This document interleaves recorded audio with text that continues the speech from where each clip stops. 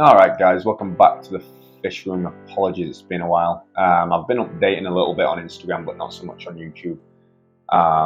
Just had a few things going on in general, personal life and just work and that kind of thing. Just needed to focus on that stuff for a little while. But Fishroom's all good, everything's all good in here. So today I'm just gonna be a little rough and ready look at the Fishroom, kind of update you on what's going on and also show you what some future plans are moving forward, just in terms of some changes and that kind of thing. So yeah, let's get into it.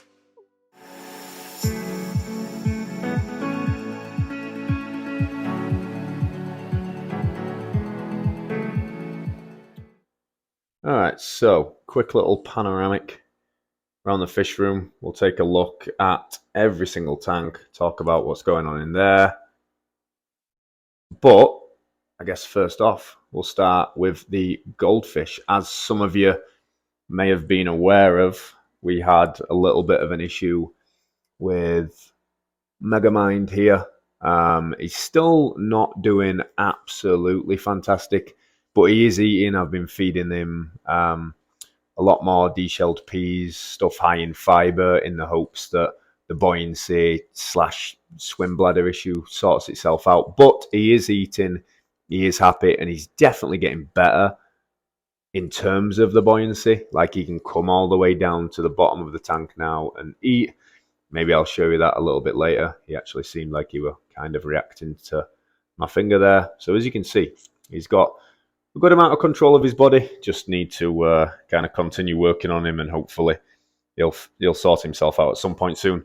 Tank is just a 40-gallon breeder. We've then got a heater keeping it around 77 degrees. I like to keep the goldies a little bit hotter. Just think it's better for them, especially in terms of the metabolism and that kind of thing. Then got some basic forms of filtration. We've just got some Hygge filters and then a normal sponge filter there. I'll leave a link down in the description for all the Hygge filters. Pretty happy with them so far. Just basic sponge filters, but they've also got some room for biomedia and that kind of thing. So that is absolutely helpful. We've got a little Ryuk in here. We've then got the red Caparanda, whose wen is absolutely huge compared to when I first got him. I was watching a video the other day, and it's quite incredible how quickly he's grown and that wen's grown. And then we've got the little Ranchu, who's pretty cool. Really do like the Ranchu, and might even get some more moving forward. But we'll wait and see. So yeah, there's the goldfish tank. Moving on, we've got the African Cichlid rack. Got the blue neons up top. Recently did a rescape on this tank, and that video will be coming out sometime soon. It's basically just the perfect scape for breeding, which gives the females places to hide, but also areas for them to breed and that kind of thing, especially considering I've got a pleco in this tank and a Synodonus catfish. So I know full well it's worked, because I've got a female holding right there who was actually just started holding once I'd redone this scape. So that seemed to be beneficial for these guys. We've got the female holding there, and then we've got the male there. I'd love for him to come into the light a little bit. Oh yeah, I don't want to freak him out too much, but there he is. He's awesome, just like his dad was. I've got a Sun 304B canister filter filtering this tank, as well as a sponge filter that you can see in the back. Normal aquarium heater, and the tank is kept at around 78 degrees Fahrenheit. These rocks were just locally sourced. I've then got African Cichlid sand to make sure that the aquarium water is buffered to the degree that it's good for African cichlids. And yeah, that's about it. Down below, we've got the same sand. We've got the same heater. Well, not the same heater, but same temperature in terms of heater, keeping it at 60, little fresh, 78 degrees Fahrenheit. We've then just got two sponge filters, just filtering the tank, and then we've got all these little dudes here. Vast majority of these, besides one, are all blue neons. We have got that one little sunshine peacock in the back that I just bought and kept when I sold all the others. And then we've got the blue neons, and one of them is really, really colouring up. As you can see there, he's an absolute horse. So high hopes for him. So there's this tank. This is just a 33-gallon long, 4 foot. And then this is a 55-gallon long, again, 4 foot. Moving on, next tank. Really, really happy with this and how this turned out. This was a video I did fairly recently on this whole rescape, and overall, I think it's looking awesome. Loving some of the fish in here, especially this keyhole cichlid. I just think this dude is incredible. Just such subtle colours, but that green on his cheek there near his gill and just his overall body shape and demeanour. Absolutely awesome, and an incredibly underrated cichlid. Just a internal filter in this tank, as well as the hang on the back. I had someone, I think his name was Sherlock, maybe Sherlock Holmes, could have been. Anyway, big time investigator. He commented on some of my videos the other day, little keyboard warrior, telling me that the filter was placed incorrectly. That was just a quick video. It's actually been placed correctly now for a long period of time, but I'm glad Sherlock decided to pipe up and let me know. But there you go, Sherlock. If you're watching it, I hope you are, bud. Love the support. You can see it's now placed correctly, but thank you. Fluval filter, keeping it around 77, 78 degrees. We've then just got an aqua clear hung on the back, and then a current satellite freshwater LED for the lighting in this tank. All the plants are low tech. There's no CO2 in here, so just Cryptocorini species, Java ferns, Anubias. Got some Val, and that's about it, really.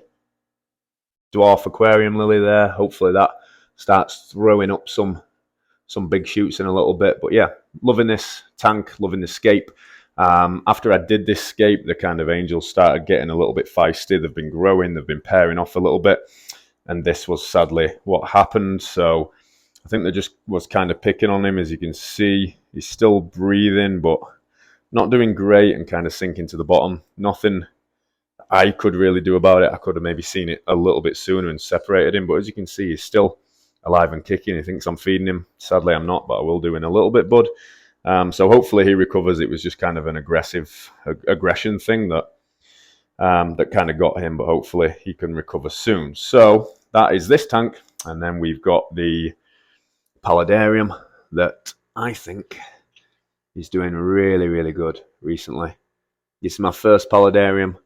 Did a full video on it, so if you want to check that out, feel free. I'll leave it top right hand side of your screen now if you want to check it out. It's got its own little fake backing wall.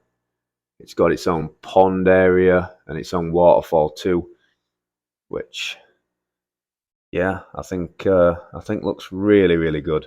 Plants are doing great, growing a lot, and yeah, I'm just excited to see what else happens with this tank. Can't see any of the crabs right now. I think there's somewhere in the back is where they usually chill until I feed them. So maybe I'll get a shot of that later. But they're pretty cool, and overall, I think this tank turned out really, really good for the first paludarium I did. So there's that one. Hopefully that continues to go from strength to strength.